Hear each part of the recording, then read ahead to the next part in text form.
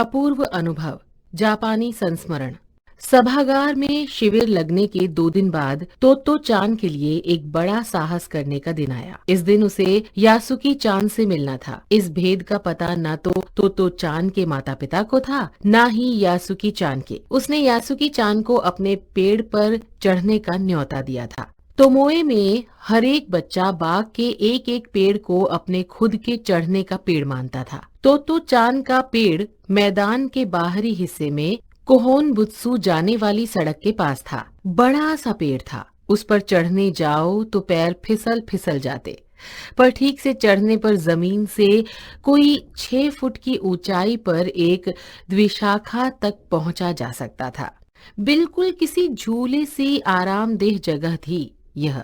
Totto चान अक्सर खाने की छुट्टी के समय या विद्यालय के बाद ऊपर चढ़ी मिलती। वहां से वह सामने दूर तक ऊपर आकाश को या नीचे सड़क पर चलते लोगों को देखा करती थी।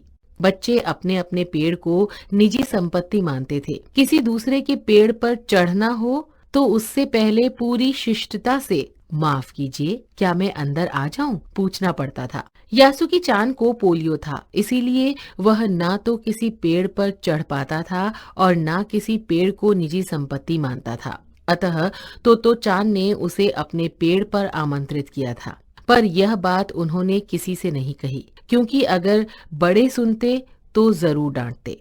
घर से निकलते समय तोत्तो चान ने माँ से कहा कि वह यासुकी चान के घर डेनेन चोफू जा रही है। चूंकि वह झूठ बोल रही थी, इसीलिए उसने माँ की आंखों में नहीं झांका।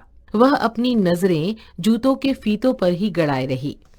रॉकी उसके पीछे पीछे स्टेशन तक आया। जाने से पहले उसे सच बताए बिना तोत्तो चान से रहा नहीं गया। मैं यासुकी चान को अपने पेड़ पर चढ़ने देने वाली हूँ, उसने बताया। तोत्तो चान विद्यालय पहुंची। यासुकी चान उसे मैदान में क्यारियों के पास मिला। गर्मी की छुट्टियों के कारण सब सूना पड़ा था। यासुकी चान उससे केवल 1 ही वर्ष बड़ा था, पर तोत्तो चान को वह अपने से बहुत बड़ा लगता था। जैसे ही यासुकी चान ने तोत्तो चान को देखा, वह पैर घसीटता हुआ उसकी ओर बढ़ा। उसके हाथ अपनी चाल को स्थिर करने के लिए दोनों ओर फैले हुए थे। तोत्तो चान उत्तेजित थी। वे दोनों आज कुछ ऐसा करने वाले थे जिसका भेद किसी को पता न था। तोत्तो चान उल्लास में ठिठियाकर हंसने लगी। यासुकी चान भी हंसने लगा। तोत्तो चान यासुकी चान को अपने पेड़ की ओर ले गई और उसके बाद वह तुरंत चौकीदार के छप्पर की ओर भागी, जैसा उसने रात को तय कर लिया था। वहां से वह एक सीढ़ी घसीटती हुई लाई। उसे तने के सहारे ऐसे लगाया जिससे वह द्विविशाखा तक पहुंच जाए। वह फुर्ती से ऊपर चढ़ी और सीढ़ी के किनारे को पकड़ लिया। तब उसने पुकारा, ठीक है, अब ऊपर चढ़ने की कोशिश करो। यासुकी चान के हाथ पैर इतने कमजोर थे कि वह पहली सीढ़ी पर भी बिना सहारे के चढ़ नहीं पाया। इस पर तोत्तो चान नीचे उतर आई और यासुकी चान को पीछे से धकियाने लगी। पर तोत्तो चान थी छोटी और नाजुक सी, इससे अधिक सहायता क्या करती। यासुकी चान ने अपना पैर सीढ़ी पर से हटा लिया और हताशा से सिर झुकाकर खड़ा हो गया। तोत्तो चान को पहली बार लगा कि काम उतना आसान नहीं है जितना वह सोच कर बैठी थी। अब क्या करे वह। यासुकी चान उसके पेड़ पर चढ़े, यह उसकी हार्दिक इच्छा थी। यासुकी चान में भी उत्साह था। तोत्तो चान उसके सामने गई। उसका लटका चेहरा इतना उदास था कि तोत्तो चान को उसे हंसाने के लिए गाल फुलाकर तरह तरह के चेहरे बनाने पड़े।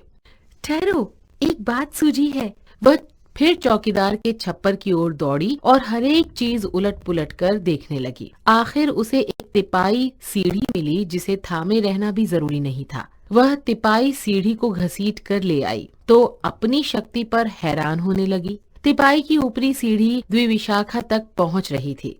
देखो, अब डरना मत, उसने बड़ी बहन की सी आवाज में कहा। यह डगमगाएगी नहीं। यासुकी चान ने घबराकर तिपाई सीढ़ी और पसीने से तरबतर तोत्तो चान की ओर देखा। उसे भी काफी पसीना आ रहा था। उसने पेड़ की ओर देखा और तब निश्चय के साथ पांव उठाकर पहली सीढ़ी पर रखा। उन दोनों को यह बिल्कुल भी पता न चला कि कितना समय यासुकी चान को ऊपर तक चढ़ने में लगा। सूरज का ताप उन पर पड़ रहा था, पर दोनों का ध्यान यासुकी चान के ऊपर तक पहुंचने में रमा था। अपने हाथों से तोतो चान उसके पिछले हिस्से को भी स्थिर करती रही।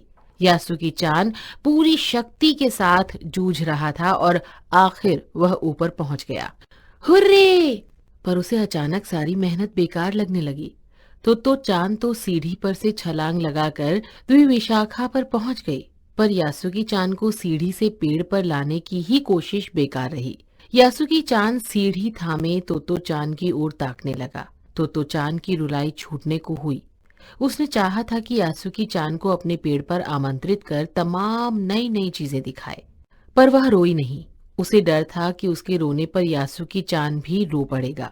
उसने यासुकी चांद का पोलियो से पिचकी और अकड़ी उंगलियों वाला हाथ अपने हाथ में थाम लिया और बोली, तुम लेट जाओ, मैं तुम्हें पेड़ पर खींचने की कोशिश करती हूँ। यासुकी चांद को तो चांद पर पूरा भरोसा था और वह खुद भी यासुकी चांद के लिए भारी खतरा उठा रही थी। अपने नन्हे नन्हे हाथों से वह पूरी ताकत से यासुकी चांद को खींचने लगी। काफी मेहनत के बाद दोनों पेड़ की द्विविशाखा पर थे। पसीने से तरबतर अपने बालों को चेहरे से हटाते हुए तो चांद ने सम्मान से झुककर कहा, मेरे पेड़ पर तुम्हारा स्वागत है। यासुकी चांद डाल के सहारे खड़ा था। कुछ झिझकता हुआ वह मुस्कुराया। तब उसने पूछा, क्या मैं अंदर आ सकता हूँ? उस दिन यासुकी चांद ने दुनिया की एक नई झलक देखी, जिसे उसने पहले कभी न देखा था। हाँ, तो ऐसा होता है पेड़ पर चढ़ना, यासुकी चांद ने खुश होते हुए कहा। वे बड़ी देर तक पेड़ पर बैठे बैठे इधर उधर की गप्पे लड़ाते रहे। मेरी बहन अमेरिका में है, उसने बताया है कि वहां एक चीज होती है, टेलीविजन। यासुकी चांद उमंग से भरा बता रहा था। वह कहती है कि जब वह जापान में आ जाएगा तो हम घर बैठे बैठे ही सूमो कुश्ती देख सकेंगे। वह कहती है कि टेलीविजन एक डिब्बे जैसा होता है। तो चांद उस समय ये तो न समझ पाई कि यासुकी चांद के लिए, जो कहीं भी दूर तक चल नहीं सकता था, घर बैठे चीजों को देख लेने के क्या अर्थ होंगे। वह तो यह ही सोचती रही कि सूमो पहलवान घर में रखे किसी डिब्बे में कैसे समा जाएंगे। उनका आकार तो बड़ा होता है, पर बात उसे बड़ी लुभावनी लगी। उन दिनों टेलीविजन के बारे में कोई नहीं जानता था। पहले पहल यासुकी चांद ने ही तो चांद को उसके बारे में बताया था। पेड़ मानो गीत गा रहे थे और दोनों बेहद खुश थे। यासुकी चांद के लिए पेड़ पर चढ़ने का यह पहला और अंतिम मौका था। मूल्य: पोलियो उन्मूलन, मैत्रीपूर्ण व्यवहार, शिष्टता, साहस तथा आत्मविश्वास।